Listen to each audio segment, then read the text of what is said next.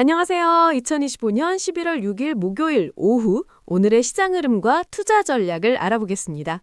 오늘은 글로벌 시장의 혼조세 속에서도 우리 한국 증시가 개인 투자자들의 힘으로 낙폭을 줄이며 마감했는데요. 자세히 들여다볼게요. 먼저 오늘 마감한 한국 증시부터 살펴보겠습니다.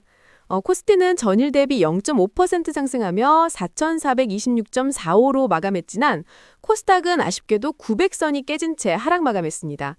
이번 주 내내 시장이 100포인트 넘게 움직이는 등 변동성이 정말 심했죠.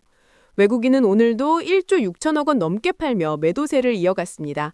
특히 전기전자 업종에 집중적인 수액 실현에 나섰는데요. 하지만 매도 규모가 어제보다 줄어들고 매수 비중이 높아지는 등 일부 외국인의 움직임이 변화하는 모습도 보였습니다. 이에 맞서 개인 투자자들은 7천억 원 이상을 매수하며 외국인 매도세를 방어했고요.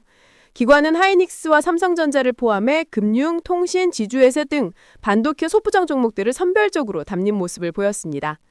특히 개인 투자자 예탁금이 88조 원까지 늘어나면서 동학개미 시즌2에 대한 기대감도 솔솔 피어오르고 있어요. 한편 한국에서는 배당소득 분리과세 도입 논의가 이어지면서 금융, 통신, 지주회사 등 배당주에 대한 기대감이 커지고 있습니다. 하지만 한국의 총 부채 증가 속도가 빠르고 부동산 시장의 불확실성도 커서 장기적인 관점에서 리스크 관리가 필요하다는 점 잊지 마세요.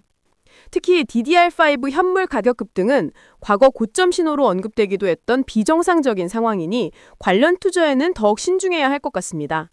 간밤 미국 증시는 어땠을까요? 어제 많이 빠졌던 반도체 종목들이 강하게 반등하며 증시 전반의 상승을 이끌었습니다. 마이크론 테크놀로지가 8.9% 폭등하며 시장을 주도했고 AMD도 실적 발표 후 반등에 성공했어요.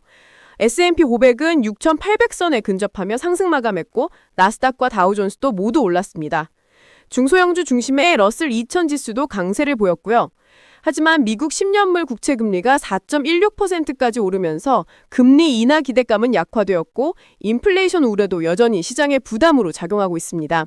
특히 도널드 트럼프 대통령의 관세 부과 권한에 대한 대법원 심리 결과에 대한 불확실성이 지속되고 있다는 점도 주목해야 합니다.